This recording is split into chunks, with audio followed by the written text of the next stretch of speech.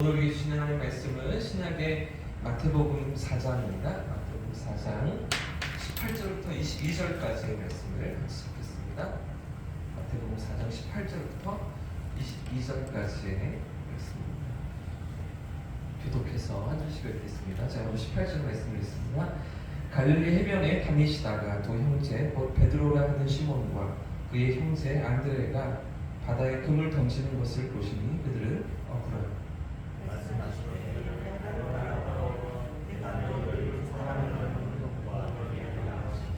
그들이 곧 그물을 버려두고 예수를 따르니라.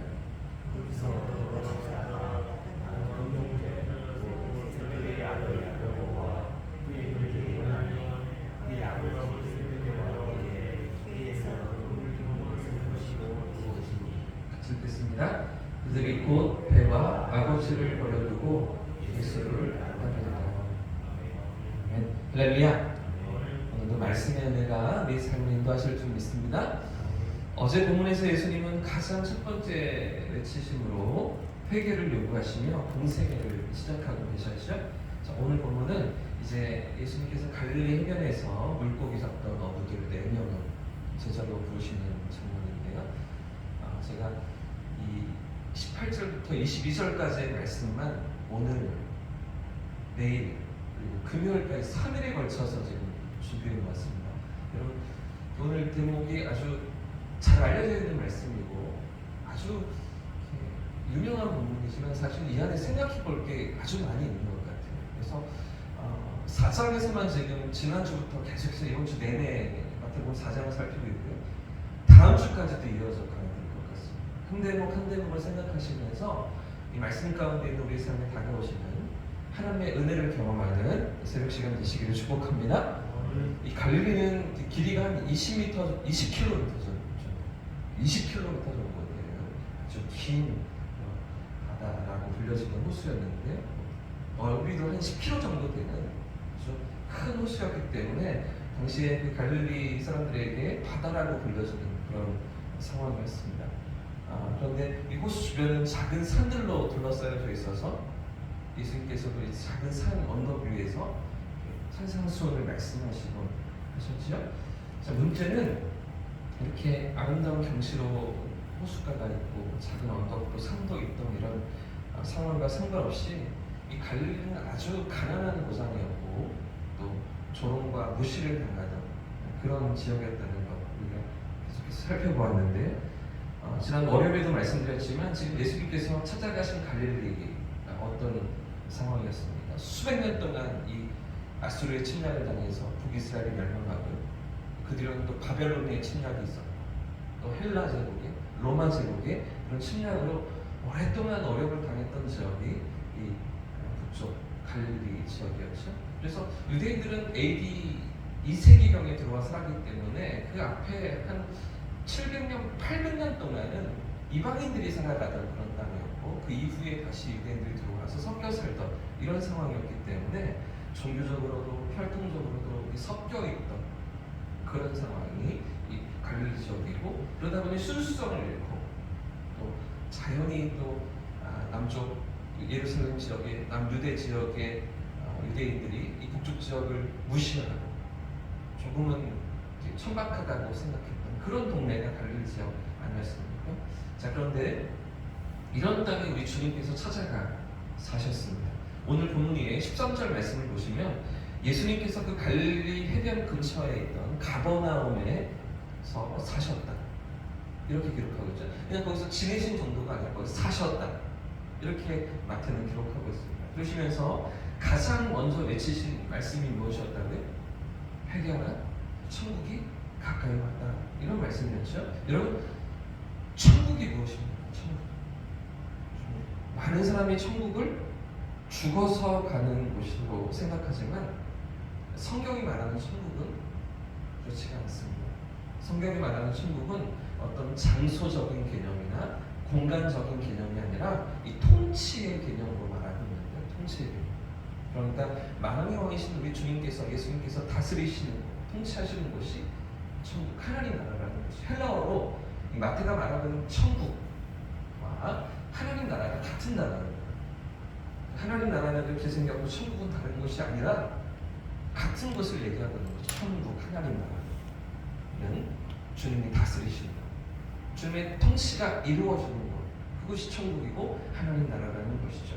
그래서 예수님께서도 회개하라 천국이 가까이 왔느니라 이렇게 말씀하실 때 예수님의 이런 의도가 담겨져 있는 것입니다. 하나님의 나라가 가까이 왔다. 이게 어떤 의미입니까? 당신이 이 땅에 오심으로, 예수님께서 이 땅에 오심으로 이미 하나님 나라가 시작되고 있다. 이런 말씀인 거죠.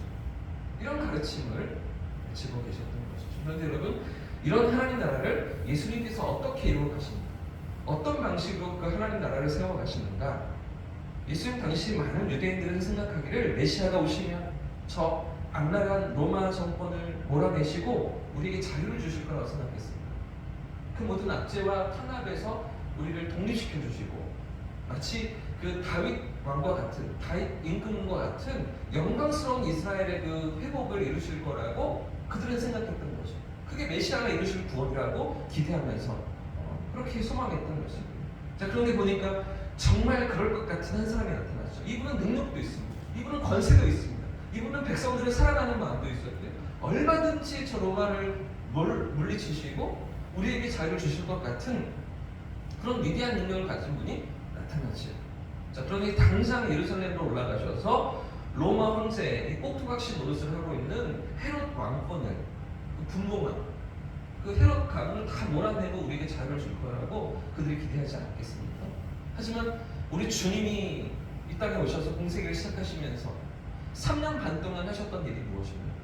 사람들의 기대는 그러한데 수많은 사람을 먹이시고 병자를 낫게 하시고 그러시면서 그 능력으로 우리에게 빨리 독립을 주시고 자유를 주셨으면 좋겠는데 예수님 3년 반 내내 하셨던 일이 무엇입니까? 12명의 제자를 데리고 다니시면서 가난한 사람들을 쫓아다니시고 어려운 사람들을 도와주시고 하나님 말씀을 가르치시고 이런 일들을 하셨던 거잖아요. 그래서 3년 반 동안의 공생애가 지나서 드디어 예수님께서 예루살렘으로 올라가실 때 나귀새끼를 타시고 예루살렘에 입성하실 때 그때 많은 사람들이 예수님을 반기면서 뭐라고 외쳤습니까? 종려나무를 흔들면서 호산나 호산나 외치죠. 우리를 구원하소서, 우리를 구원해 주소서 이렇게 외쳤던 거죠. 그 정치적인 메시아, 어떤 군사적인 메시아, 어떤 장소적인 공간적인 개념으로 우리에게 구원을, 국가적인 개념으로 구원을 줄 거라고 생각하면서 그 예수님을 반기며 환영하지 않았습니까? 그런데 그렇게 환영했던 사람들이 며칠도 되지 않아서 돌변하게 됩니다. 십자가에 못 박으소서, 십자가에 못 박으소서. 여러분, 왜 이렇게 사람들이 돌변했습니까? 실망이 있기 때문에. 예루살렘 올라가셔서 저 헤롯과 로마 제국을 다 물리치실 거라고 생각했는데 예수님 예루살렘에 올라가셔서 하셨던 일이 무엇입니까? 성전을 청소하시죠. 성전에서 장사하는 사람들을 몰아내시죠. 기껏해야 종교 지도자들과 논쟁을 벌이시는 겁니다. 성경 말씀, 구약의 말씀을 가지고 따져 묻고 있는 거죠. 빨리 군사적으로 저들을 다 권능으로 권세로 다 물리치실 수 있을 것 같은데 예수님 엉뚱한 짓을 하고 있는 겁니다. 실망했던 유대인들이 십자가는 진짜 우리가 기대했던 메시아가 아닙니다. 이상한 사람인 것 같아라고 생각하면서 예수님을 그렇게 저주했던 겁니다. 아마 이런 상황이 안타까웠던 가룟 유다가 이때 등장했던 것 같습니다. 가룟 유다. 내가 본 예수님은 분명한 메시아잖아요. 하나님의 아들이 맞잖아요. 그분은 권세도 있고 능력도 있고 모든 지혜로, 하나님의 지혜로 하나님 나라를 세우실 만도 한데 그런데 저렇게 가만히 계시잖아요. 그러니 예수님이 상황이 몰리시면, 예수님께서도 상황이 그렇게 처하시면 자신을 나타내시지 않겠는가 그렇게 생각하면서 예수님 계신 것을 종교 지도자들에게 알려주지 않습니다. 가룟 유다가. 그렇죠? 그래서 로마 군사들이 들이닥치면 그때 예수님께서도 능력을 나타내시지 않으시겠는가 그렇게 생각했던 것 아니겠습니까? 그러나 여러분, 우리 주님께서 세우시는 하나님 나라가 어떤 나라입니까? 이 칼과 창으로 권력으로 세워지는 나라가 아닌 거죠. 그러니까 당시 유대인들이 기대하고 생각했던 이 지리적인 영토적인 개념의 그런 하나님 나라가 아니에요. 자, 그럼 하나님 나라가 어떤 나라라고요? 하나님의 통치가 임하는 거예요. 하나님의 다스리심이 임하는 거예요. 그러니까 오늘도 하나님 나라는 예수님께서 내 삶을 다스리실 때 그것이 하나님 나라가 돼요. 또 천국은 저 멀리 있는 것이 아니라 내 삶 가운데 주님이 주인 되셔서 내 발걸음을 내디디시는 그 모든 곳이 하나님 나라가 되는 거죠. 예수님의 이름으로 우리가 이 땅을 살아가면서 주님과 함께 걸어가는 주님의 다스리심을 받는 것이 하나님 나라 천국이 되는 거예요. 높은 산이 거친 들 그 어디나 하늘나라. 내 주 예수 모신 곳이 그 어디나 하늘나라. 그것이 천국이 되는 거죠. 자, 그런 개념을 예수님께서 가르치고 계시는 것입니다. 그래서 누가복음 7장 말씀을 보시면 하나님 나라가 언제 임합니까? 어떻게 임합니까? 이렇게 묻는 바리새인들의 질문 앞에서 예수님께서 이렇게 대답하시는데요. 누가복음 17장 20절 21절 말씀입니다. 제가 읽어드리겠습니다.